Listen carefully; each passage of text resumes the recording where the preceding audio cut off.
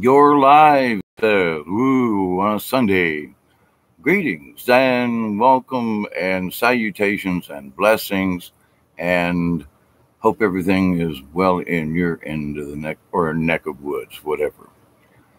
I wish to thank anyone and everyone who comes and stops by to say hi with me, Mr. David Null, aka Hawkeye Two Feathers, and um, I'm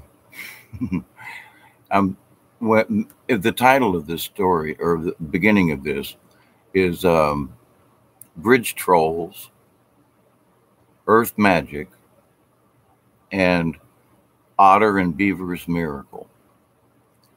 And it actually, and now that as soon as I went live, I decided, wait a minute, maybe I should have rearranged what it is that I was going to discuss. And this is a Native American story, all right, and it's an old legend, if you will, and it's very old. I was told this legend, and I can use the word legend because it's supposed to really go back a long way. And we can say, well, can we believe these or not? But anyway, to most folks, it would just be a good story. However, I'd like to take you back to a time.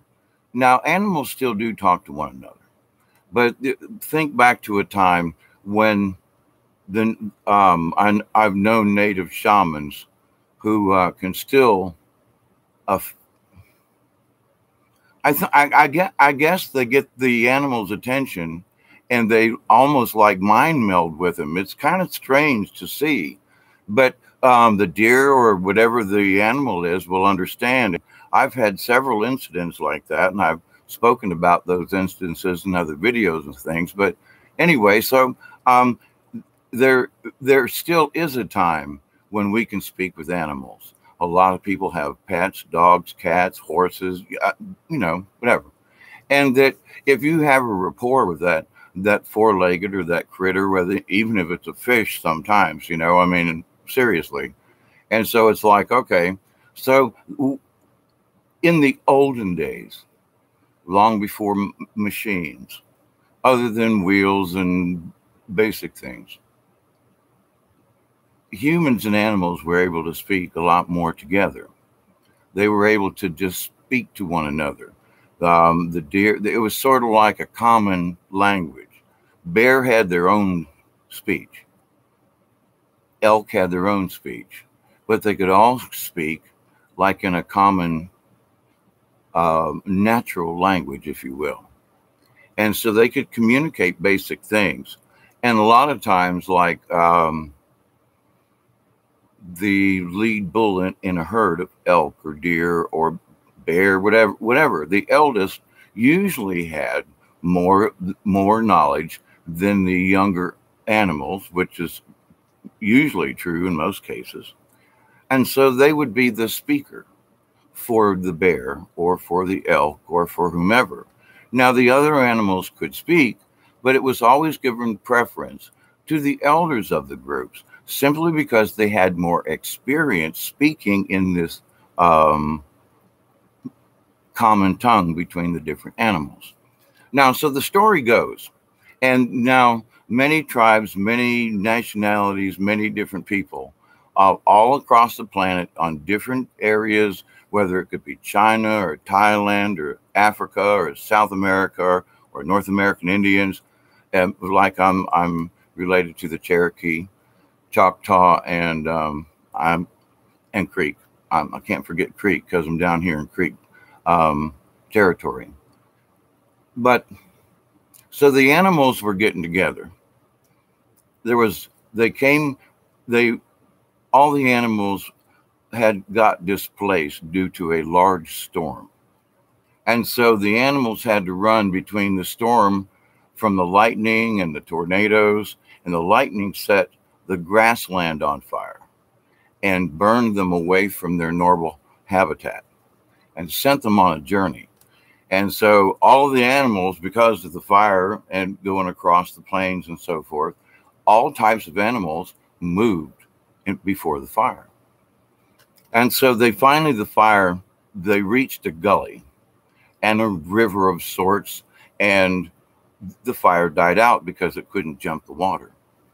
So all of the animals were like, we're all in new territory. We don't know where we're at, and where we've just come has just been burned. It's going to take a while for that to come back. There's no forage. Everything was burned. So they were all in agreement, and they were all like trying to figure out what should we do next.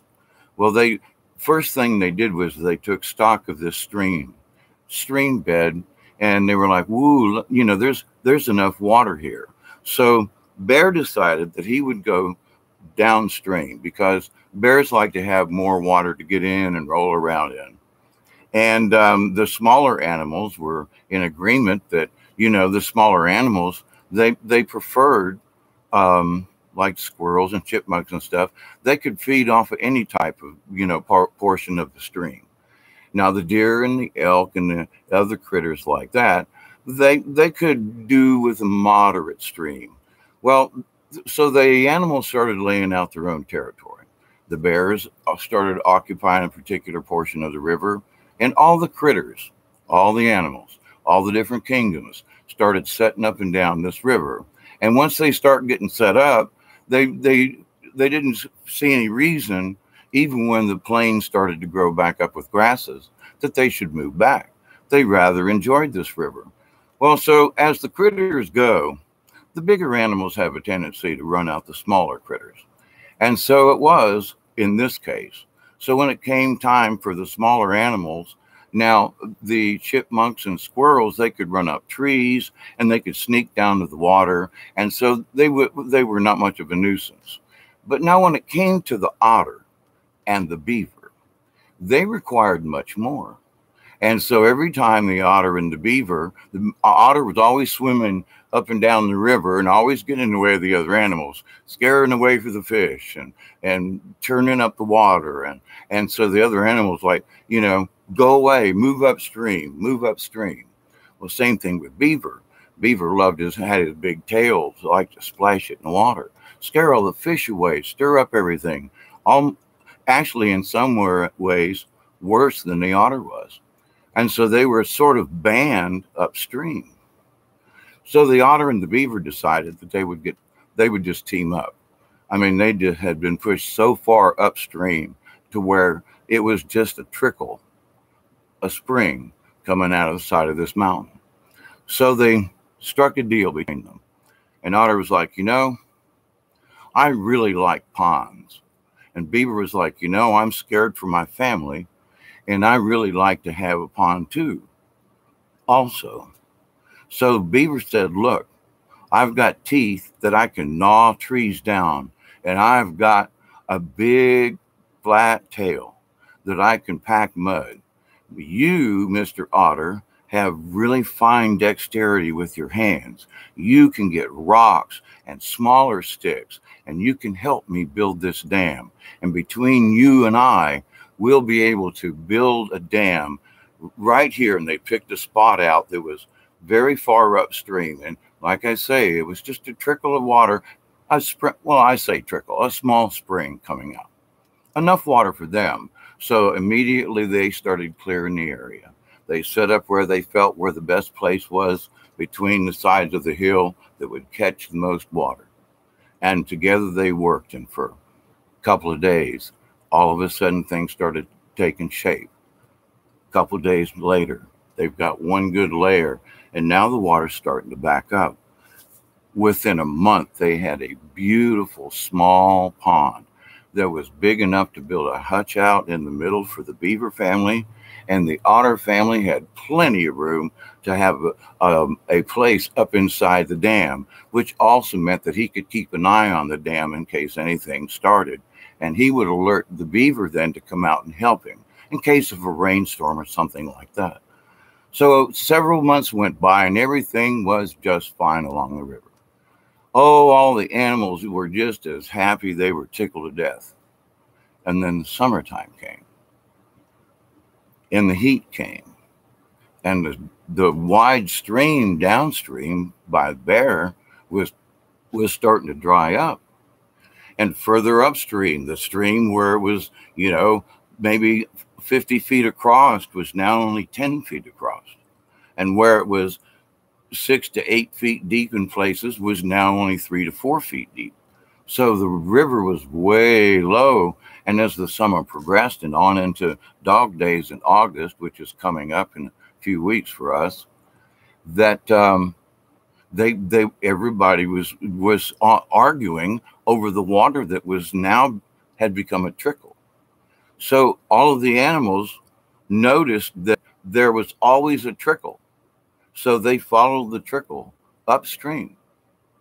And they hadn't noticed where where Beaver and Otter had gone. So when they went upstream and found this beautiful dam built by these two animals cooperating together, one with the big tail and the otter with all the good hands and being able to pack mud. And so where the other animals had shunned them, now they were begging for their help. And Otter and Beaver stopped them and said, wait a minute, you shunned us. We came up the furthest upstream away from all y'all, not to bother anyone. And now you want to come up here and say, help us?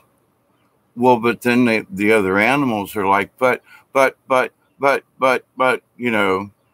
and they were like, well, wait a minute, you mistreated us. Give us a reason why we should help you, why we should allow you around our pond. Why should we let you drink the water and stomp up the dirt and the mud and make a mess of things? And the animals were like, we don't know. And so Beaver and Otter said, before you come any closer, you must go and ask Creator to send us a dream. Now that's what Otter and Beaver agreed upon. So they told all the other types of animals, except for the chipmunks and squirrels who were always respectful, but the larger animals. And so they went away that day and they were grumbling and talking to one another. And one would say to the other saying, they're really right. We did mistreat them. And so they went and they gathered together that night. And they all gathered together in a circle and they all sang to Mother Earth. And they all sang to Creator. And they asked that their prayer be heard, that the Otter and Beaver would believe that they were sorry, that if Mother Earth, Father Sky, and Creator would send the message from the hearts of these other animals to the hearts of the Beaver and the Otter, so that they would share. Well, now, of course, Otter and Beaver, they were probably already going to share, but they had to let the other folks know, listen, you were rude to us. You shunned us away. You just rude. And so Otter and Beaver went to each of their own dens that night. And sure enough, they felt such a huge warm feeling inside that before sunrise, they were both up and out and up on the dam and waking the other animals and saying, come and join with us. But you must follow the rules. For example, in certain places, they didn't want the bank to get muddied and tore up. So they specified, you will drink from over here. And Bear, you can only bathe once a week. And so everybody had their rules. So then all of the animals came together and they all gathered in a circle after they agreed and said that no more would they ever shun each other, regardless of size, regardless of strength, and regardless of power, because even the smaller critters like an otter and a beaver can create a dammed up area that will support all of the other life.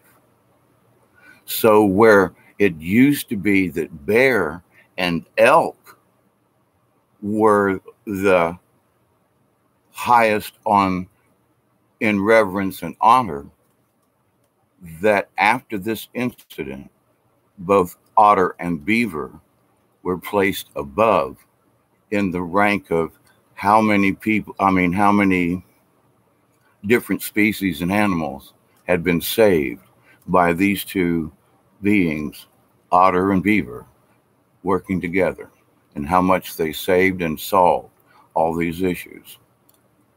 Now, that's the base story. Well, it was years later. Things are kind of moving in, and there are settlers that have moved downstream slightly. And so the beaver pond is still there.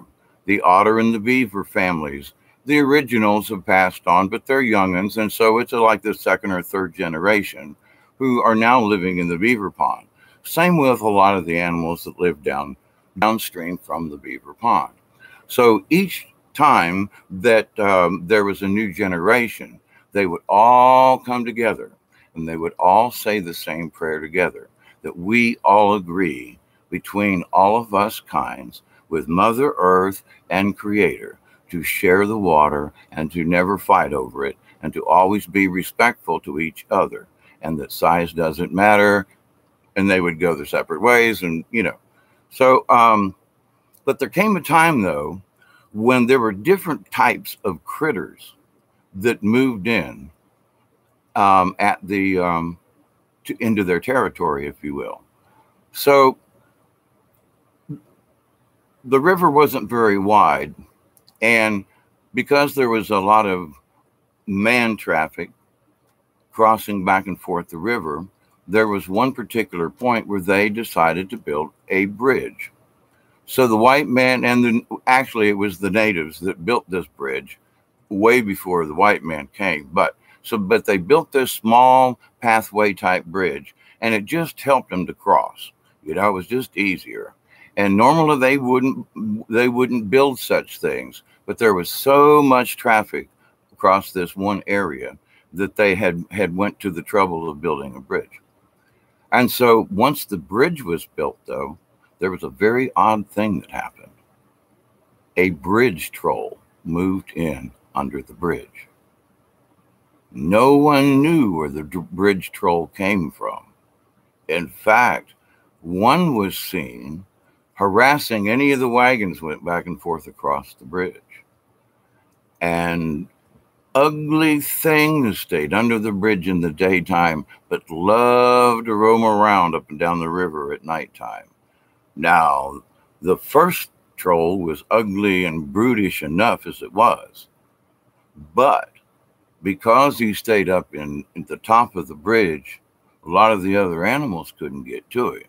And it got to be where this troll was starting to kill some of these kinfolk, and especially some of the older, either the rabbits or just mostly the smaller critters.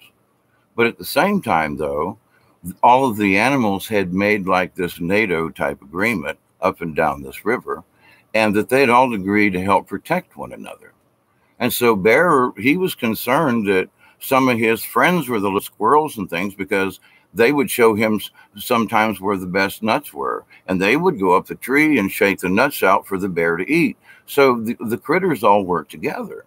So when Bear was losing the squirrels and the smaller critters like chipmunk and so forth, they became really concerned, because Bear can climb tree, but not out there to shake it enough to have any of these good nuts fall in the fall and so forth.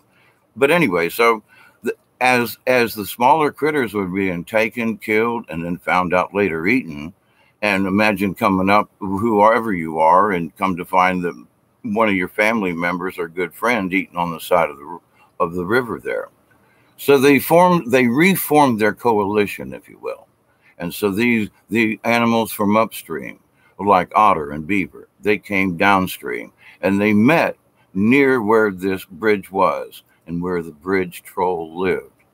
Now, they had never seen such a critter. They did a ceremony with all of them together, and they all pitched their voices up to Creator and said, please send us a sign. Explain to us, what is this critter? What is this thing that's living under the bridge and sneaks out at night? And even the mountain lion is scared of this thing. It's ugly and it smells and nobody knows where it came from. And so they prayed for 3 nights in a row, and they just sang this song, please show us, tell us, teach us, send us a sign, something. And on the 3rd night, they all just were so exhausted they went to sleep. But in their sleep, they each had a dream. And within their own dream state, they could see, like a chipmunk could see how a chipmunk was going to help to get rid of this critter. The bear could see how he could help. The elk could see how they could help. The otter could see where he could help, etc. All of the critters woke up with like, I know what I'm supposed to do. They didn't know what the other critters were supposed to do, but they knew what they were supposed to do. So they really didn't want to kill the thing, but bear and elk and mountain lion were absolutely prepared to take this critter out if they couldn't run it off, because it had already killed some of their own friends and family. So with that said, they devised a plan. And as soon as the sun came up, the little critters went to work. And so the little mice and the little chipmunks would sneak up in behind.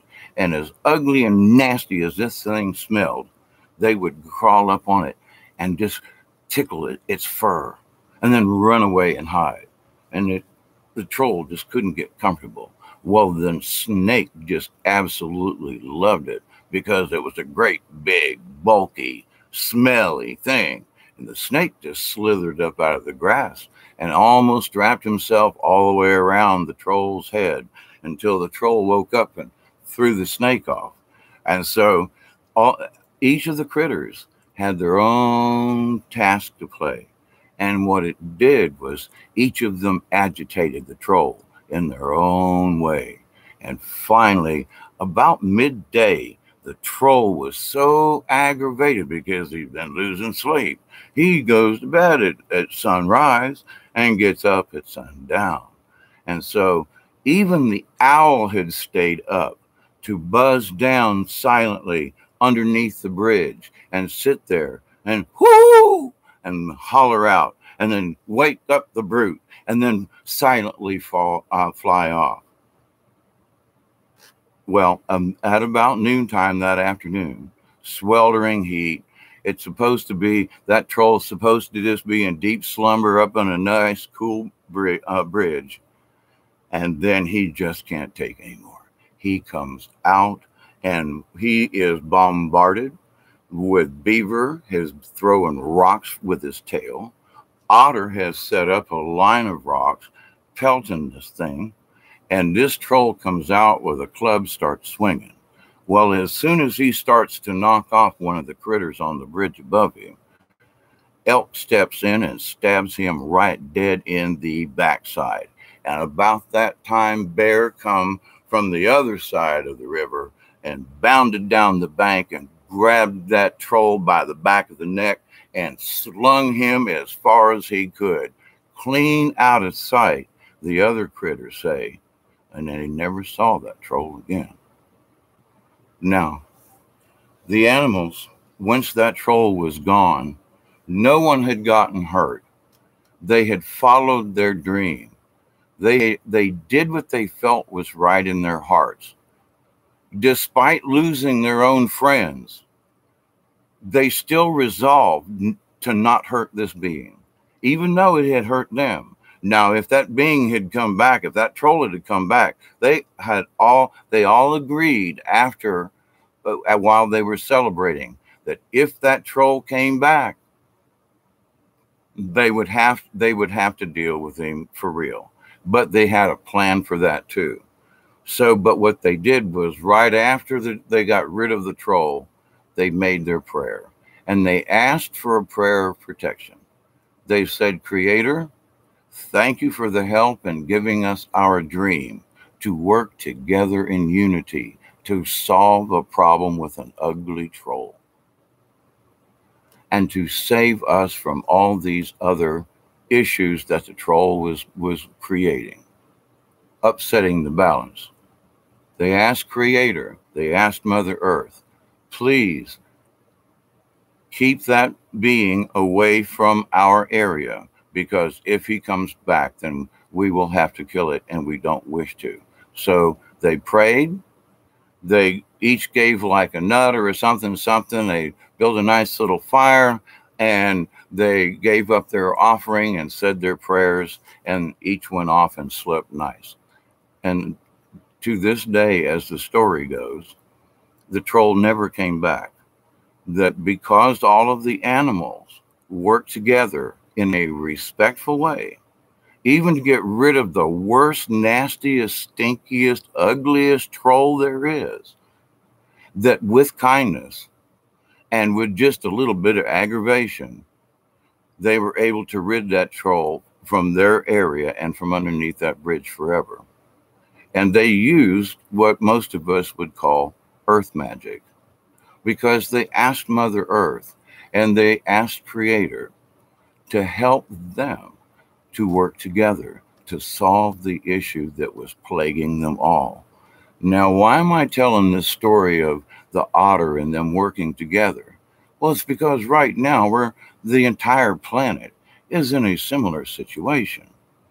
And even the smallest of us beings on this earth, those who, no one pays attention to or whatever, when we work together, we create wonderful things. And sometimes it is just with sticks and mud. But as an old pioneer and living down here in the swamp, I've built things with sticks and mud that lasted quite a long while. And so if you know what you're doing, that can provide you, whatever you need. And so, but when people work together, and anyone that comes to this channel and understands me enough, I'm all about, hey, let's stop the hate, start debate, let's negotiate, and then solve the problem and unite. And so that's what these critters did. And these are old stories that are passed down. I think a version of this came out of the Northwest up there in Alaska and along the Canadian border kind of thing on the Pacific, the little strip of Alaska there.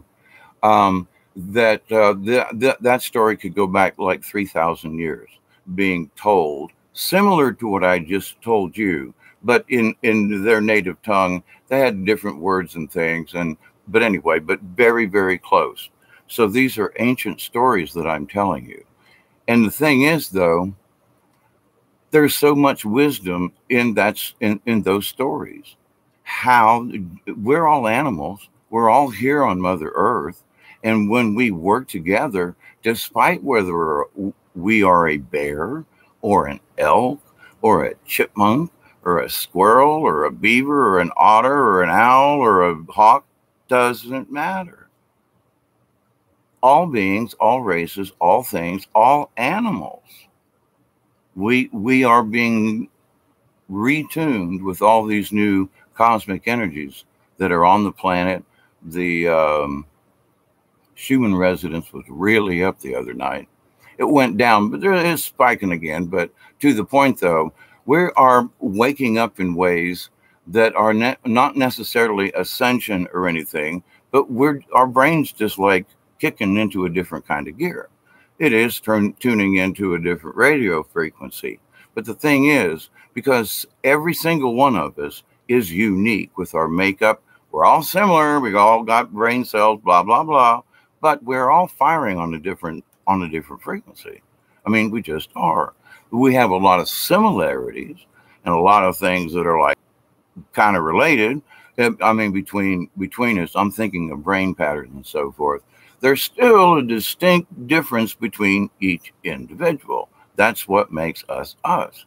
But at the same time, we share so much more with this electrical mass and everything going in our head, that we have the ability to communicate with other beings simply by looking, a little notion, ha, ha, ha. You see somebody, I mean, you can have a conversation between two people with the windows rolled up and it raining outside, and they're waving and giving little hand signs and things, you know. So we communicate in all different kinds of ways. Body language, our language, how we feel towards one another.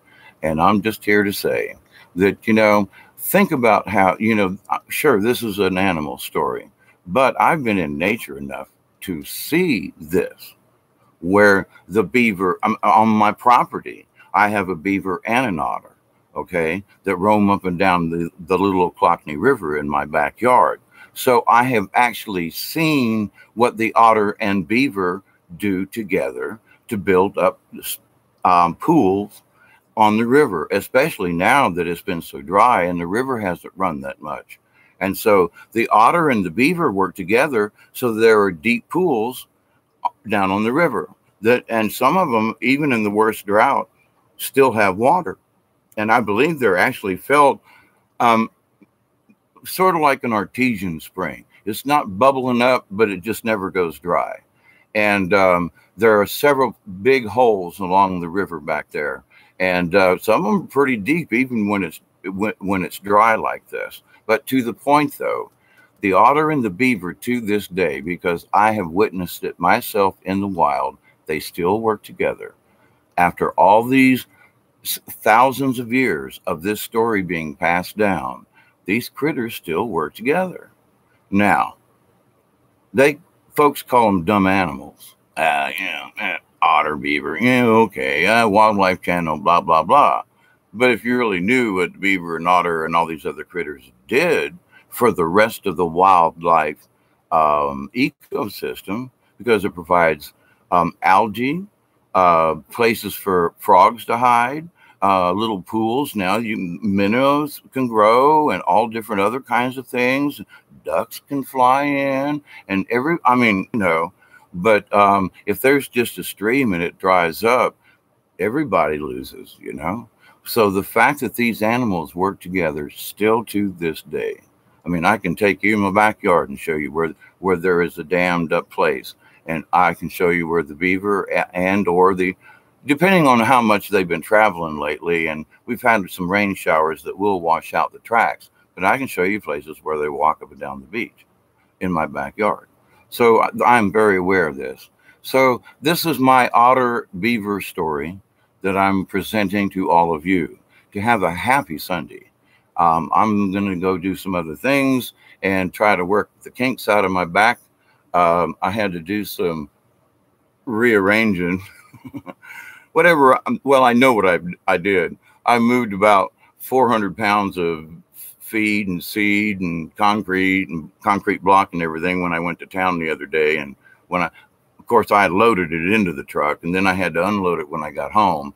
And me and my lower back are still arguing about that kind of stuff, you know. And it got the best of me, and it was a new moon as well. So my energy was low, and my back was killing me, and I'm trying to come off my pain meds, you know. Like, time to just let's put myself into the cosmos and focus some energy on them bones, bad bones.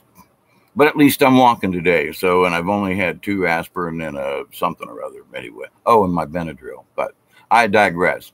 Have a wonderful Sunday. I see somebody. Is somebody there? Oh, hello. Hello, Melmac and David. Hello. What a magnificent oral history teller you are, Mr. Null. At market can't stay. Here to show gratitude, unconditional low. Hi, Pamela. Call favor on the troll. There's an inside joke to that. Oh, I don't know if anybody will ever catch it, but we'll see. But to the point, though, the story, I mean, it's true because it's like a legend that has been passed down. And that's the thing that I did. I traveled around 2 places and I've got a zillion stories, animal stories, other ghost stories that I still haven't told. I mean, just a bunch of stuff. But that's what I've spent my life traveling around. I mean, for 25 years, I traveled in Tennessee and Ohio, and places. And I did a couple gigs in South Carolina, one in North Carolina. I was in Boone, North Carolina, way back when, and then all around Georgia, mostly to the south. But then in Florida, a few places, northern Florida mostly, but in Alabama, more eastern Alabama along the Georgia border. But still, I have traveled these different states and traveled around to these towns. And I used to go to all the libraries, any powwows or any outdoor events or something like that, and offer my services as a storyteller, puppeteer, etc. So, but I'm trying to work my way back into my storytelling ability without being able to use a script or have to read it off of it. So y'all are kind of guinea pigs here for me today. So, thank you very much for hanging in there. And I'm still trying to get my brain back, from all my head trauma. And so, I've got a lot of good stories that are just cool to hear. And these stories have been passed down for a long time. So I'll be sharing more with you. So, but have a beautiful, wonderful rest of the day here on this Sunday, 15th maybe, of July 2018. So I send all of you honor, love, respect. Deep breath for all of you. Say a prayer for you. Great big giant hug, and I'll talk at you all later. Okay. Bye. Afternoon, everybody. Good night. I took my glasses off and my eyes are watering because it's hotter than the dickens in here. So it's like my eyes are watering, man. Squint, squint.